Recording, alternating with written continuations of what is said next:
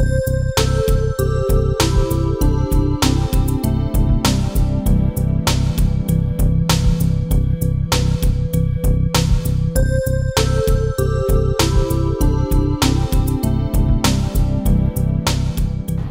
here in Binghamton with David Smith-Ferri, also a co-coordinator of Voices for Creative Nonviolence, and David is a poet.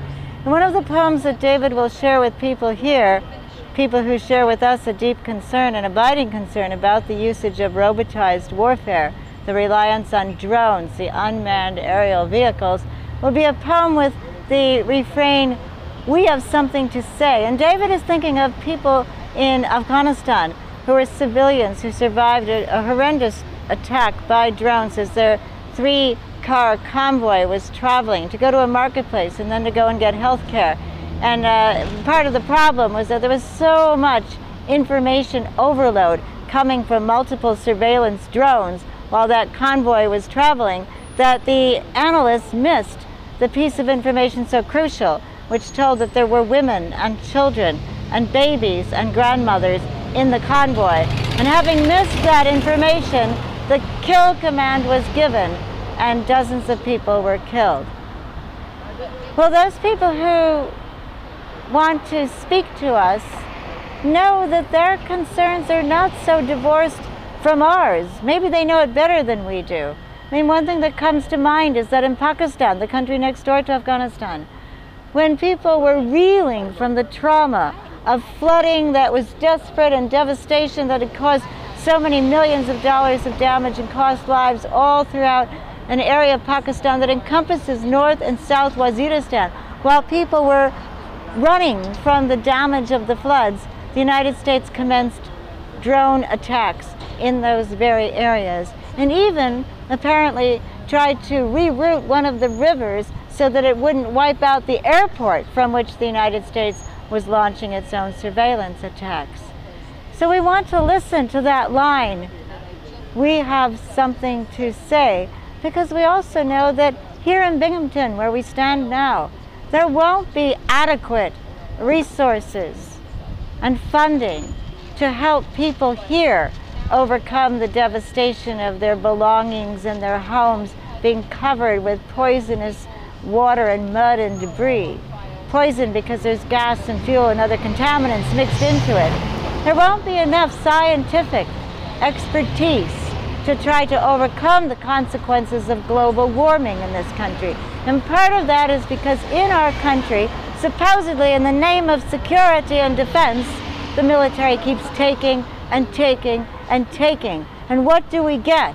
Weapon systems proliferating all around the globe, like these drones, that make the lives of our children and our grandchildren ones that we know will be filled with nightmare fears, similar to those who dwell under the anxiety of living under drones today. Hello, my name is David Smith-Ferri, and I'm at the weekly Peace Vigil in Binghamton, New York. And I'm here as a guest of friends in Binghamton, Jim and Ann Clune, and I'm here with Kathy Kelly to talk about our experiences in Afghanistan and to think together with people here about U.S. policy toward Afghanistan and how to influence it for the better. I'm thinking about what Kathy said in terms of overload of information, and one of the things I've done as I've traveled to other parts of the world and into war zones is to write poetry, and specifically poetry that tells stories, because I think so much of the information that we get, say from Afghanistan or Iraq or Palestine, is devoid of the kinds of stories that help humanize the people who are bearing the brunt, the cost of the war. So I'll read the poem that Kathy referred to earlier called "Something to Say." And it's written in the voice of people who survived the the military attack. We have something to say. We were there when the Apache helicopters tracked our three-vehicle convoy, when they closed in and attacked, unleashing their fanged weaponry and killing people in the lead truck, turning it into a heap of mangled steel. Like wild dogs, the missiles tore at their dead bodies, dragging pieces into the bushes to gnaw on. We have something to say. We were there when women and children in the next car opened their doors and stepped outside. We were there when they looked up and women waved their headscarves signaling civilians and don't shoot and call for help. We were sitting there in horror in the third vehicle when the helicopters unleashed another missile that shredded scarves and the hands that held them. We have something to ask people in the U.S. Do you think we are animals to be hunted and killed? Did the murder of our sisters and brothers and children cause even a ripple in the smooth pool of your conscience? Even a small interruption in your routine, in your pursuits? We have something to say to the generals and colonels and captains, words that survived in the smoke and rubble. A few short sentences we found while looking for the pieces of our family members while burying them. Leave Afghanistan, dismantle your machines, and go home. A reading from the book of Sirach. Wrath and anger are hateful things, yet the sinner hugs them tight. The vengeful will suffer the Lord's vengeance, for he remembers their sins in detail. Forgive your neighbor's injustice. Then when you pray, your own sins will be forgiven. Could anyone nourish anger against another and expect healing from the Lord? Could anyone refuse mercy to another like himself? Can he seek pardon for his own self? If one who is but flesh cherishes wrath, who will forgive his sins? Remember your last days, set enmity aside. Remember death and decay, and cease from sin. Think of the commandments. Hate not your neighbor. Remember the Most High's covenant, and overlook faults. The word of the Lord. I was reading a piece that was sent to us peace action activists around the state by one of our fellow members downstate. A piece that he sent around on internet. It was written and published in the September 1st, 2011 Washington Post, talking about the CIA's drones and how the CIA has become a war-making part. It's not just collecting information, if it ever was just collecting information, but since 9/11, the Counterterrorism Center for the Central Intelligence Agency has grown by leaps and bounds. This journalist reporter was interviewing a former official of the CIA who said that the agency's paramilitary transformation is nothing short of a wonderment because the CIA has something like 30 drones. Quote, "You've taken an agency that was chugging along and turned it into one hell of a killing machine. Instead, say one hell of an operational tool." Unquote. He corrected himself in the middle of what he was talking. There's a term for what he did between one sentence and the next, and it's called obfuscation. It's where we all of a sudden look at something that is horrendous. It's a truth that we don't want to face, and we cover up. We pull our pants up or something, or we cover our eyes. We just don't want to deal with it. And we don't have faith that other people can deal with it. We've invited Kathy Kelly and David Smith-Ferri from Voices for Creative Nonviolence here today to reverse that process. To look at the hard things that the things that are being done by our government in our name and supposedly for our benefit, what we are doing to people in the Middle East. And it's a hard thing to look at. I've only met David today, so I can't talk too much about him, but I can certainly talk about Kathy. Kathy has been involved with going to Afghanistan and Iraq for how many years now? 20 years? Something like 20 years, 25 years. Taking people over there. I was one of them back in '99. She's also nonviolent direct action resistance, what is usually called civil disobedience, but is more properly called resistance, and trying to symbolically bring the truth in a symbolic and real way to the centers of power. And we've been busted together a couple of times, and, we've got another trial coming up. That kind of thing where you try to get things out in public. Kathy also comes and tells the stories of the people she's met in places like Iraq and Afghanistan and in Gaza and in Haiti and Palestine. Particularly, we're interested in talking tonight about Afghanistan. And I have always found her speech to be quite enlightening and encouraging, because she talks about creating nonviolence by speaking truth. So, Kathy Kelly, thank you.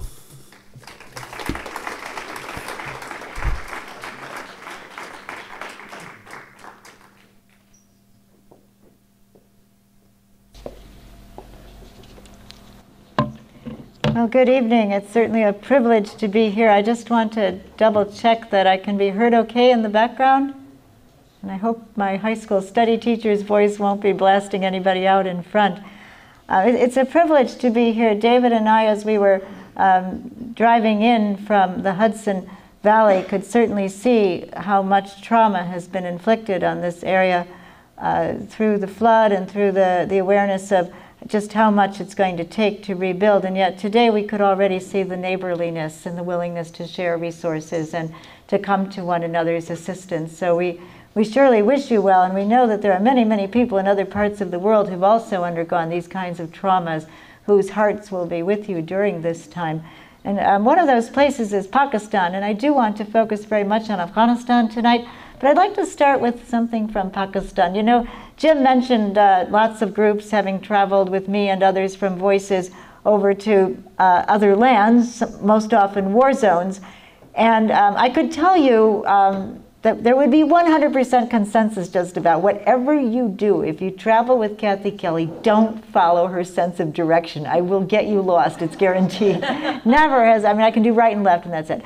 And so I was in Pakistan with a friend, Joshua Brolier, and we had stayed a little bit too late speaking with university students, hearing their thoughts about the drones that were flying over Pakistan and about military offensives. And it was also interesting, well, we should have gotten going a little bit sooner because there were no more cabs to be found. So we hired a rickshaw driver, and we had to get back to the Garrison School for Boys. And there were 3 campuses to the Garrison School for Boys, and I sort of knew where we were going, but quickly we were completely lost.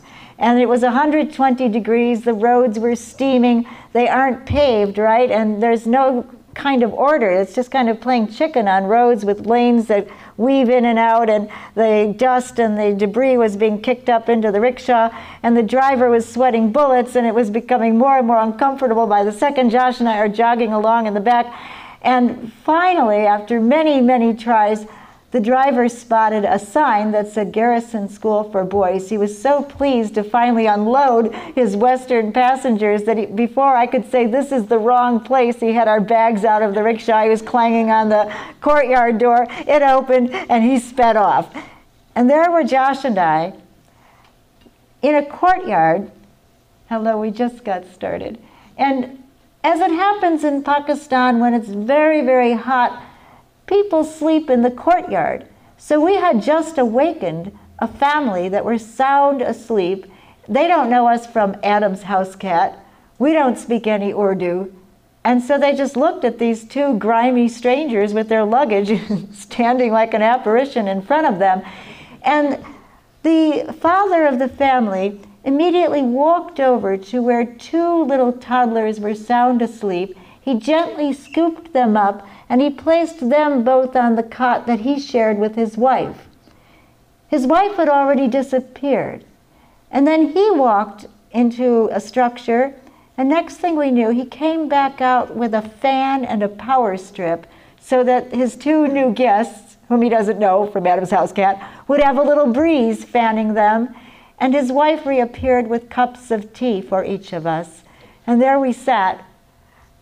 and tried to somehow sort out who we were and why we were there and where we were supposed to be. Well, that kind of hospitality is emblematic of what I've experienced in Iraq, even under bombardment, in Gaza, under bombardment, in Lebanon, under bombardment. A Westerner coming from the country which often is supplying the weapons or operating the weapons, and this relentless hospitality. And so I asked Jordan to come forward. He's certainly one of the people whom I know in your community represents a readiness to keep on trying to look in the mirror, not to avert our gaze. And so it's hard, but let's hear this story, which also tells about a courtyard.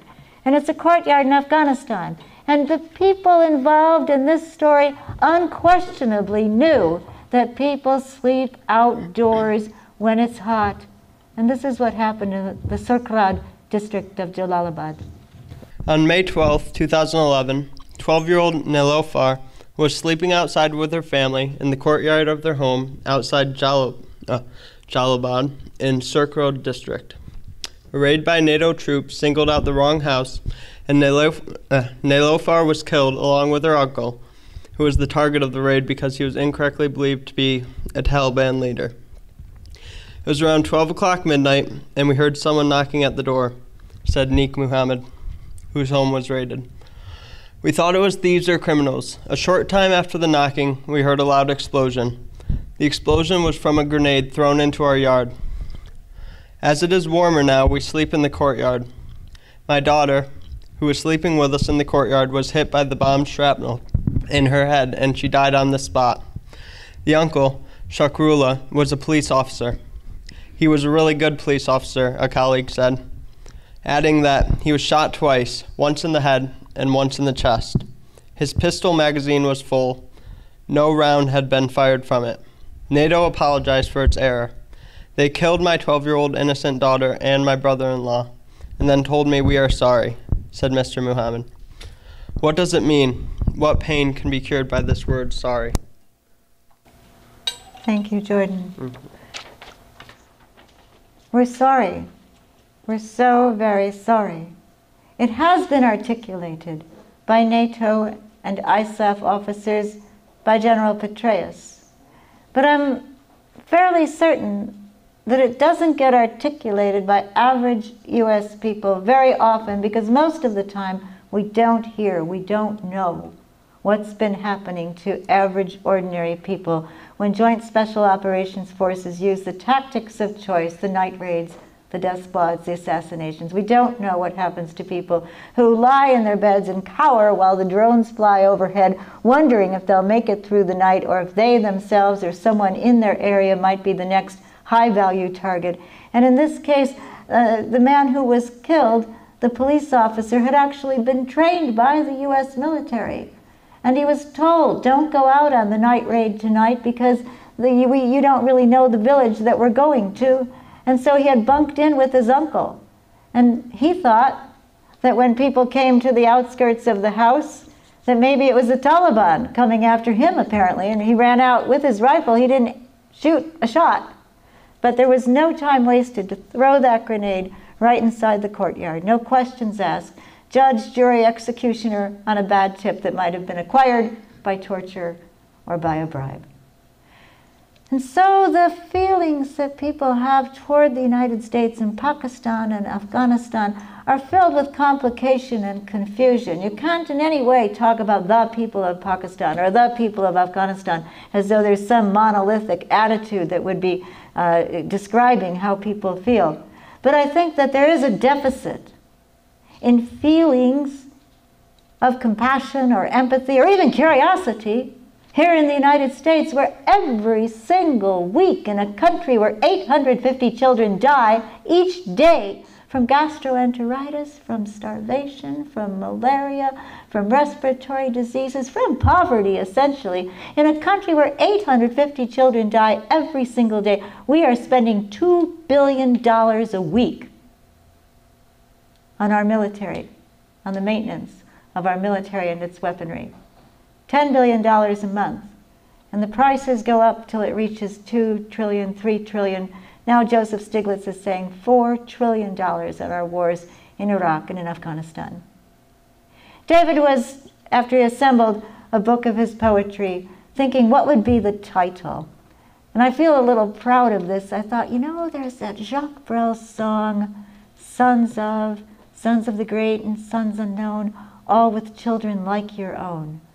And that's the title for the book of poetry that David Smith-Ferri has written, called With Children Like Your Own. And so I'm so pleased to welcome before you David Smith-Ferri, who has written, I think, a brilliant book. From the point of view of Voices for Creative Nonviolence, we couldn't have anything that better expresses what it is we're trying to do. We want to listen to the people in the areas who are bearing the brunt of our wars. They're bearing it on their bodies, they're bearing it in their emotions, they're bearing it within their homes, to listen and to hear. And so David and I will alternate during our time together, and David's about to read a poem to you. Thanks, David. Thanks, Kathy. Hello, everyone. I'm very glad to be here. I would argue that I have a worse sense of direction than Kathy. And Kathy actually navigates. I just drive. And we got here, so. The poem I'd like to read you actually is written from the perspective of the survivors of another attack on a convoy of civilians in Afghanistan. And so if you can imagine the survivors speaking to us, it's called Something to Say. We have something to say. We were there when the Apache helicopters attacked our 3-vehicle convoy. When they closed in, unleashing their fanged weaponry and killing people in the lead truck, turning it into a heap of mangled steel. Like wild dogs, the missiles tore at the dead bodies, dragging pieces into the bushes to gnaw on. We have something to say. We were there when women and children in the next car opened their doors and stepped outside. We were there when they looked up and women waved their headscarves, signaling civilians and don't shoot and call for help. We were there in horror in the 3rd vehicle when the helicopters unleashed another missile that shredded scarves and the hands that held them. We have something to ask people in the U.S. Do you think we are animals to be hunted and killed? Did the murder of our sisters and brothers and children cause even a ripple in the smooth pool of your conscience, even a small interruption in your routine, in your pursuits? We have something to say to the generals and colonels and captains, words that survived in the smoke and rubble. A few short sentences we found while looking for the pieces of our family members, while burying them. Leave Afghanistan, dismantle your machines, and go home. The poem that David just read is one that actually did make it eventually, the story actually did make it above the fold in the New York Times eventually. And what happened is that some of the military people who are responsible for maintenance of the drones have, it seems, begun to question whether or not there might be a point at which the drones, in a sense, are the only ones capable of analyzing the very intelligence that they're feeding back. And so apparently what had happened on February 21st in 2010, when the convoy that David was describing was snaking its way through the Uruzgan province, people had left from a place called Daikundi. They were going through Uruzgan, and they were going to go to the Kandahar marketplace and then up to Kabul, where they would go to the to get some medical care. As this convoy was moving along, simultaneously 12 paratroopers had been dropped into an area about 10 or 12 kilometers away. The people on the convoy didn't know that, and the people were secretly being dropped into that area to begin to do some kind of reconnaissance. So here in the United States, at Creech Air Force Base in Nevada, there were people operating the drones who were doing the camera surveillance and following exactly what was going on in the wider area where the paratroopers had just been dropped. And they discovered what might have been a threatening convoy. It might have been a Taliban convoy. It might have been an insurgent convoy. And they didn't know. And so the kill chain gets activated, and lots of questions are flying back and forth. And there was multiple surveillance going on from different drones. Well, one or two human beings, maybe even a whole kill chain's worth of human beings, can't necessarily sort out all the information that's coming in. And so in this case, they were trying to organize all of the data, but the analysts missed the data that was being fed to them from one surveillance operator of a drone who was saying, I spotted women and children in that convoy, don't shoot. But somehow that didn't get out in front. The other information more or less drowned it out, and so the orders came, impact, not once but twice, and then what David described in his poem. And so the drones are something that actually makes some of the generals a little bit edgy. Because is it going to be the case that human beings really can't operate the drone surveillance because the human beings can't so quickly and systematically process all the information? They might have to rely on an artificial intelligence that's a few steps beyond what the human brain can accomplish. Well, generals may not exactly like taking their orders from a drone, from a robot, from a machine. So that's a question that should be pursued. But likewise, the question which so many in the upstate ground the drones lest ye reap the whirlwind campaign have pursued is proliferation. If people from the United States can go to a runway in Shamsi, Pakistan, and, well, create the runway, and then lift a drone up into the air, and then it's controlled by somebody way far away in Nevada or in Syracuse at Hancock Field, what's to stop another country or non-state entity from carving out some kind of a runway in upstate New York and getting a drone airlifted and controlling it from far away? In 1945, one country had the nuclear bomb. Look at us today. So that question of proliferation should be something that the politicians and the university academic figures and the religious leaders are putting forward for discussion so that U.S. people can be apprised of the world that we're moving ourselves into. And yet instead there's just this kind of Lady Gaga of the industry, rah-rah, for look what we've created now, more, better, faster, smaller. And it's almost as though we're being told by the military, just be big children and go enjoy your next game. Well, I would like, if it's okay with dimming the lights a little bit in the front, to turn our attention to a few of the assistances we've found to try to ask ourselves why. Why is the United States so fixated on remaining in Afghanistan? Since 2007, there's been a 119% increase in insurgent attacks. In December of 2010, Leon Panetta, who at that time was the head of the CIA, he's now switched with General Petraeus, right? But in December of 2010, he was asked, how many al-Qaeda operatives are there, in your estimate, in Afghanistan? And his answer was 57. 57. It takes $2 billion a week to be going after 57 al-Qaeda operatives? You could probably send Eagle Scouts from Binghamton, and they might be able to make more headway. And yet, this is the answer that President Obama continually gives when asked, why are we at war in Afghanistan? It is to dismantle and eradicate al-Qaeda in Afghanistan. Now, this isn't necessarily moving into the question of how many Taliban there are. The estimates have been somewhere between 30,000 if you count in all of the ones in Pakistan as well as in Afghanistan. But I don't think anybody really knows, because in a sense we're creating enemies faster than we can kill them, as our night raids, our death squads, our assassinations, our aerial bombardments convince people that they don't have a common cause with the United States. Although in the polls, 90% of the people in Afghanistan regularly say, we hate and we fear the Taliban. And what do we have happening now? The United States is secretly cutting deals with the Taliban and trying to arrange a strategic partnership. So people in Afghanistan are being left in between a rock and a hard place while the poverty continues to persist because of so much corruption. Why are we there, and where does all this money go?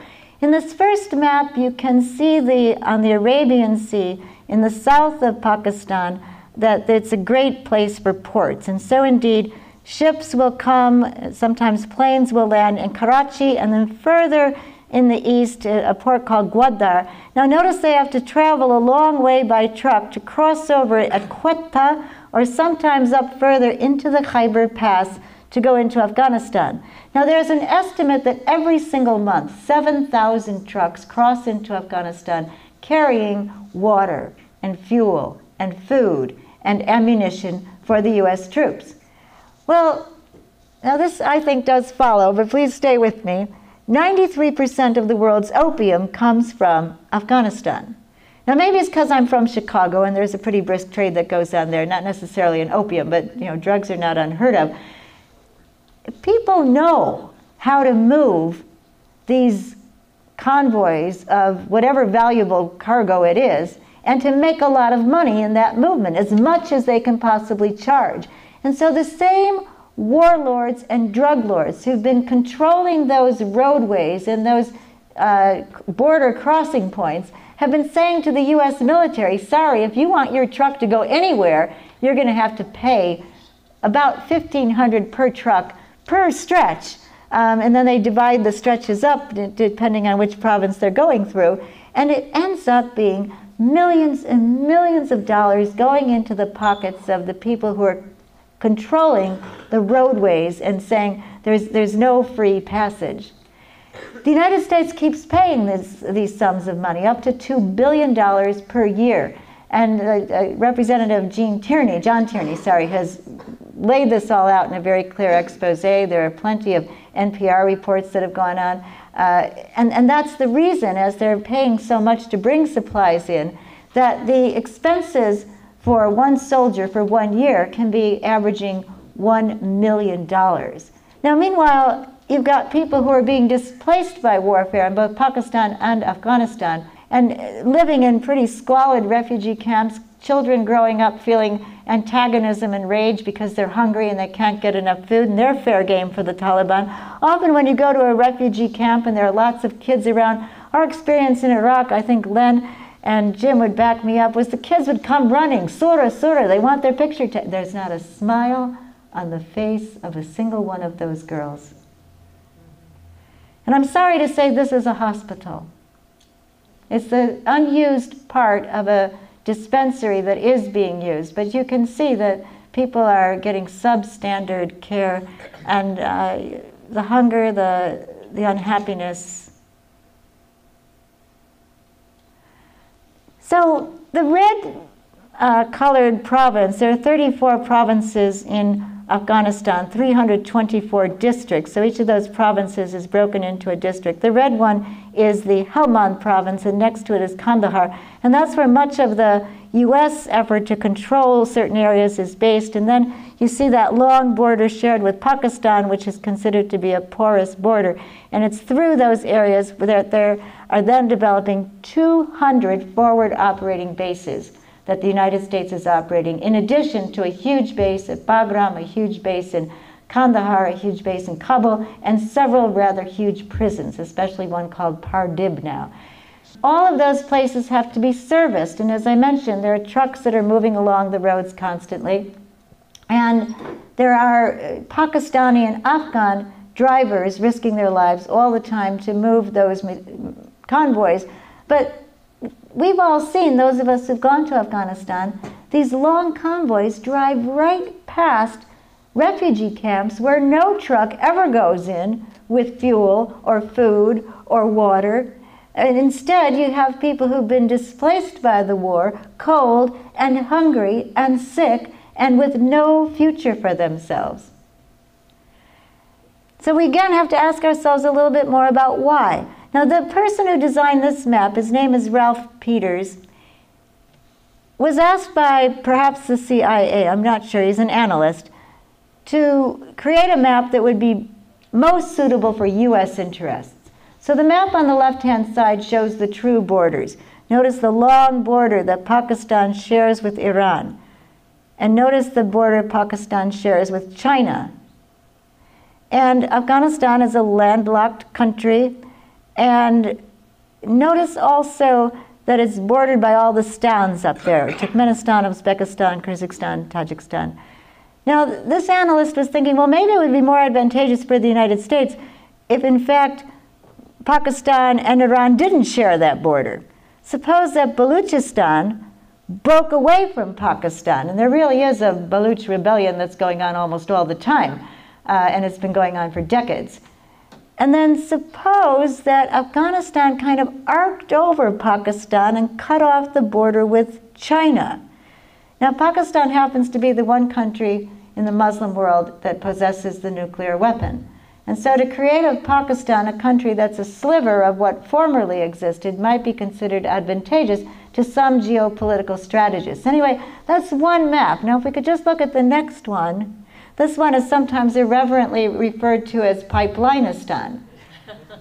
You go up to those stans that we mentioned, you can only see Turkmenistan on there, and then you see the blue blob, that's the Caspian Sea. In that Caspian Sea basin, there are natural gas resources, fossil fuels, a great deal of mineral concentration is up in that area, and it's very close to China, and China is always, I'm sure, looking for new and cheaper ways to service its burgeoning population and its considerable industrial development and military development. And so what if China could get access to the fossil fuels and the natural gas that China needs, and the same with Russia, at a cheaper rate than what the United States pays to import our resources? Well, that wouldn't be so good for the United States. We're in a Cold War with China, many believe. We're so interdependent economically, we don't want to say so, but there's a great deal of competition for hegemony in this world between the United States and China. So if China gets an upper hand, an edge, an advantage in terms of controlling the pricing and the flow of resources because China has control over this kind of pipeline operation, that's, in the eyes of geopolitical strategists, not so good for the United States. So, well, if you have to build 200 forward operating bases and roadways that network those bases and keep some large bases in order to control this area, maybe that's, in the eyes of these strategists, a good thing. And meanwhile, if you see the yellow and blue line, the IPI pipeline, the Iran-Pakistan-India pipeline, that's sometimes called the peace pipeline. That's actually going places as well. Neither of these pipelines are anywhere near completed construction. The Tapi pipeline, Turkmenistan, Afghanistan, Pakistan, India pipeline, is supposed to be completed by 2014. Who's going to bankroll this? Well, November 19th in Lisbon, Spain, there was a meeting of NATO officials, and they were exultant. They were jubilant because the Asia Development Bank said, we'll sign the dotted line to finance the Tapi pipeline. So I think the handwriting seems to be on the wall for United States troops and bases to remain in Afghanistan for a very long time. So you find now the diplomats negotiating with President Hamid Karzai of Afghanistan are saying, okay, here's the deal. You take our bases, you'll own all of them, and we'll be your tenants. However, the United States will control all the airspace above the bases.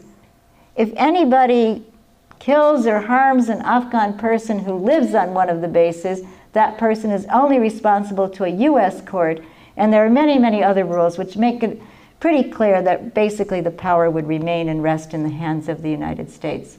Is this possibly the reason why we're remaining in Afghanistan? For geopolitical situationing of the United States so as to have the upper hand in regard to Iran, Pakistan, Russia, and China? And is it a viable solution? General Petraeus wrote the manual about counterinsurgency, and he did the math, and according to his own standards, you'd have to have 600,000 troops on the ground to successfully pull off a counterinsurgency. The United States doesn't have anything close to that. What we have is enough to successfully continue perpetual warfare, which might then be used to warrant, to justify the continued troop presence in Afghanistan. Who pays the price? these young people are in the Bamyan province with their grandmother. When we sat with their older sisters, I asked them if they'd ever heard of 9/11. They'd never heard of it. Their lives are defined by it, but they're peasant farmers. They knew nothing about the United States in 9/11. This is a potato farmer, Hamajan. It's so wonderful to see him smiling there, but he's somebody who, at the age of 15, had to flee from the Taliban with his younger brother on his back, and his father was killed. David will read more about from a poem about Hamajan. This is a father. The child is actually smiling in that picture, but the father isn't. And he's a desperate man who lives in the Charahi Kambar refugee camp. When we first walked into that camp, the kids said they'd go get the elders, and when they went and got them, they were all men half my age. The average life expectancy in Afghanistan for men is 42.6 years of age. For women, it's 42.2. These are members of an extended family. All of those older men are brothers. They were goat herders in the Sangin district of the Helmand province. And they were happy with their lives. They raised their goats, fattened their goats, produced yogurt, and then the yogurt would be brought to marketplace, and they'd try to sell their yogurt and get some more goats. And they were nomads. They had rested for a certain period of time, and somebody must have come into their camp who in fact was with the Taliban, and with no warning, with no notice, Hellfire missiles were fired right into their camp. And the man who is the third to the left had pulled out of his pocket the crumpled pictures of his children who were killed that night. 5 children killed, his wife was killed. And these are people who meant us no harm.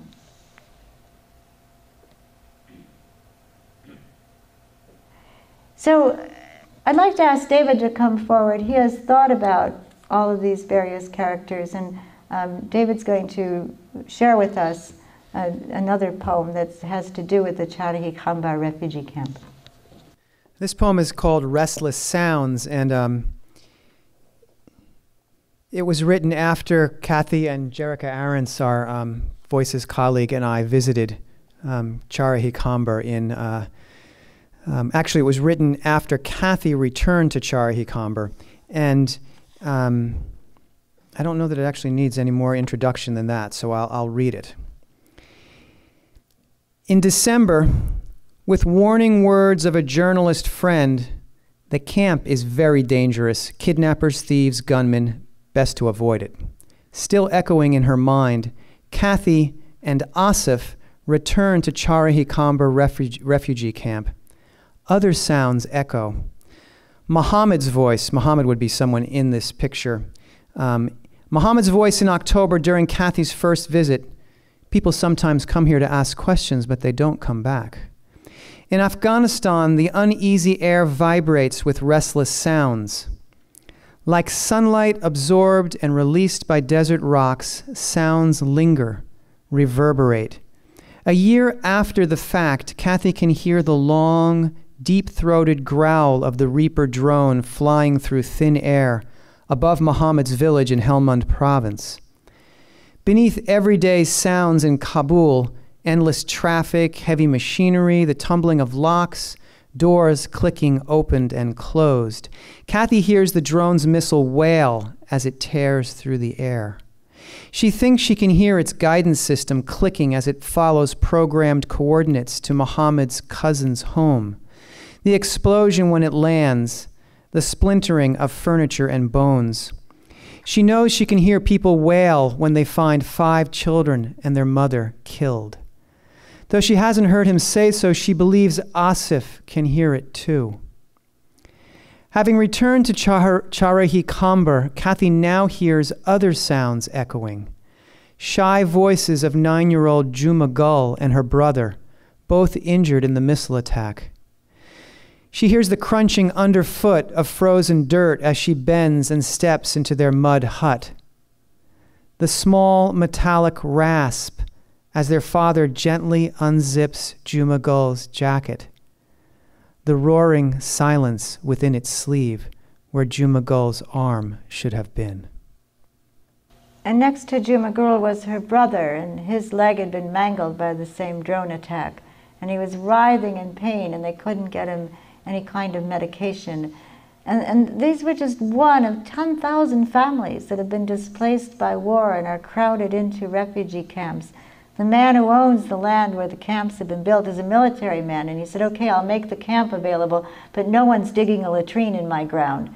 And so can you imagine all of those families and no latrines, and just a very few wells to service so many families? And so in order to get heat, they would burn their garbage, acrid smells, and the air is already horrible because there are open burn pits from the US military installations nearby, and the military burn their cell phones and their keyboards and all other kinds of debris that they're getting rid of, and so that smoke fills the air. And 3,000 people die of respiratory disease in Kabul alone every year. It has the highest fecal matter in the air of any place on earth. And so sometimes the young people say to us, we think we might be living in hell. So it's pretty hard for us to come up with an explanation for how it is that we have met some of the most enlivening, heartwarming, smart, sturdy characters that you could ever hope to encounter in a lifetime. And I'm talking about the Afghan Youth Peace Volunteers, these potato farmers in the province of Bamyan, who've been cultivated, in a sense, by a very smart and, I think, perhaps a person who reaches the level of Gandhi and the Reverend Dr. Martin Luther King, a very smart Singaporean MD who has lived with them for the last 8 years. He now speaks their language fluently, as well as Han Chinese and about 5 other languages. But the main language really is the language of the heart. We encourage all of you to think about getting familiar with these Afghan Youth Peace Volunteers. It's just like a tonic, it's wind in your sails. And one way to do that is to be part of a global day of listening that they hold once a month, using cell phones on the part of those in Bamyan, and then through some very clever techno-wizardry, Skype phone calling, and you can go at it through a conference call or listen live stream. And that's one way. Another way is to read about them in David's book, because several poems are dedicated to them. And that's what we'd like to close with, a poem about our very good friend, Hamad Jan, and David will continue with that. I would just want to say that they did a very brave thing by walking through downtown Kabul wearing blue scarves like the ones that you see Judy and George wearing, and Cameron and Caleb and Jared helped me cut some of those blue scarves over there, so please feel free to take one yourself and we can cut more. These are sky blue scarves that they wore while they walked inter-ethnically in downtown Kabul, really risking their lives to do so. And they've paid the price. There's been harassment, death threats, arson, and theft waged against them because they did this, so they're really strong kids. And I asked them, well, what's with the sky blue? Why did you pick that color? And Sharahi Bono, this lovely young woman, she wants to be a film director, she said, oh, it's easy. There's one blue sky above us. And now this is a poem about Hamad Jan. We went with Hamad Jan to a building site where they had constructed a potato storage shelter underground with masonry. And then alongside of that, they were in the process of constructing what they hope one day will be a potato chip factory. Because Bamyan is known for its potatoes, and they have the idea that they can produce, if they can produce great potatoes, why not great potato chips? This poem is called Afterward. Afterward, as he debates with Lala and Faiz about the unaffordable price of a dowry.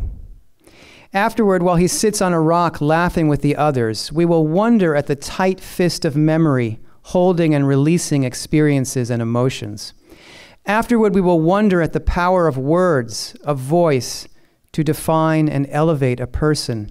But now, as 3 Americans like mountains ring him, waiting for him to speak, Hamad Jan shrinks, withdrawing into his small-boned, 5'1" body. Sunlight flashes from aluminum vents rising from an underground potato storage shelter, its mortared, tight-fitting granite masonry a single unit. But standing on top of the shelter, Hamad Jan seems to lose substance, to break up, light to pass through him. The weight of the moment presses him. His chest heaves. He blinks and shakes his head. More than once he seems ready to give up. When I was young, he explains, I was a good student. I liked learning, but now I can't seem to think. War does this to your mind. The oldest of 6 children, Hamajan, was only 10 when his father was kidnapped and killed by the Taliban. When adult responsibilities landed on his shoulders, when violence erupted, spewing ash and cinders on the hillsides above his home, and inside him a molten column of anger rose. Sometimes I feel like I'm going to explode. But this isn't what he wants to tell us, this passing personal note. He wants to say something lasting, with words that will burn themselves into the landscape of our minds, something definitive about war. We tell ourselves, if you want to learn about the effects of war, go to the people who disproportionately bear its costs. And so we wait. The sun inches across the sky and his words rise. War, Hamajan says, destroys people. It destroys our livelihood. It damages our minds. He pauses, again waiting for words. We too wait. All the players in this war have their own purposes for being here. There's absolutely no benefit to the people here from the wars that are being fought. I do not know if mountains in their eyries notice or if stars behind a cloud of daylight see it, but afterward, Hamajan stands taller, and sunlight, reflecting off his face and brow, warms and illumines us. Thank you.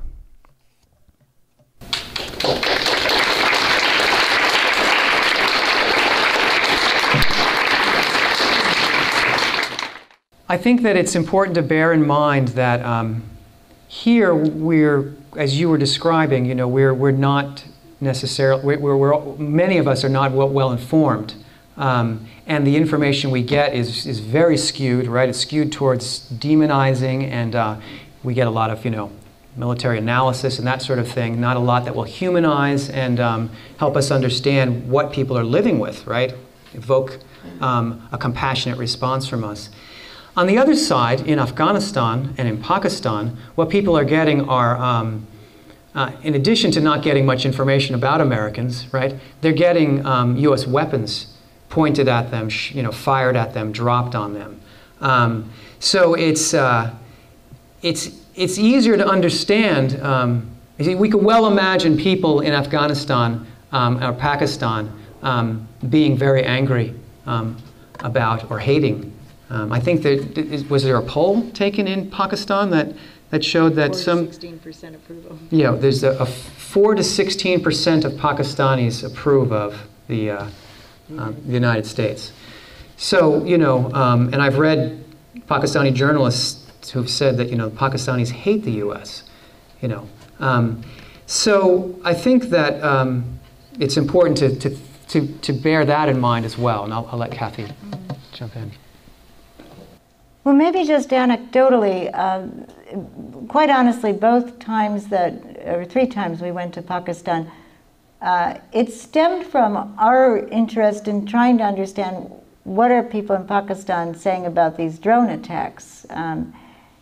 And we were interested to talk with people who'd been survivors of drone attacks. Now, because we can't go up into the area of South and North Waziristan, we talk with people who come out of there and say they're willing to talk with us. And so it's definitely, you know, hearsay that we're getting. But one man said, okay, now I have questions for you. And I thought, oh, all right. And then his question was mainly, do Americans know about these drone attacks? He had just given us a graphic and frightening, horrifying description of several such attacks. And he said, do Americans know about this? And I said, well, you know, maybe within the university areas and some within the peace movement. And then he said, no, that's not what I'm asking you. I want to know, do average Americans hear about this on your radio? Do they read about it in your newspapers? And I said, no. And then he looked at me so pensively and he asked me, "Where is your democracy? Madame Cathy, where is your democracy?" So even though we would be justified in saying, look, we don't hear about this, I don't know if it cuts much slack amongst people who say, you've got 4 computers in your homes, you've got it on your phones, you've got access to every possible kind of information source. You know, suppose they knew that on the July 9th crossword puzzle in the New York Times, the clue was about a drone. And then it happened again recently, you know, place for drones, and you think it's beehives, and then you realize, no, it's air base. Suppose they knew that at the press correspondence dinner, to make a joke, somebody had asked President Obama, well, what would you do if any young guys ever made a pass at your daughter, something like that. And he said, that's when it's time to call in the drones. Ha-ha. So I think that there's a certain uneasiness that people in other countries might feel with our lack of awareness. I don't know that we would be excused so easily. But I do know that Iraqis, for instance, who've come over here have been absolutely dumbfounded when, for instance, one friend of mine was at the laundromat in his basement, and a woman said, "Where are you from?" And he said, "I am from Iraq." And she said, "Oh, where's that?" And he said, "You mean to tell me that your country has been at war with my country all these years and you don't know where it is?" And she said, oh, that. I thought that war was already ended. And he was just deflated, you know, having just arrived in this country at a point when the war was still going on with mayhem and chaos, and that's true today as well. So it's a difficult question, Mickey. I see what you're saying, that there's a terrible problem here in terms of education and infrastructure, and yet we do have we have a better potential to raise our voices, because we won't be faced as these young kids were faced. I mean, if I raise my voice, I don't think somebody's going to burn down the apartment I share with others, at least not at this point. I'm not worrying about massacre or torture or death squad or assassination. And people in those parts of the world who do choose to get involved in the political developments that affect their future are risking their lives. The Gandhian do it or die mandate is very much a part of what these young nonviolent peace activists in Afghanistan are adapting.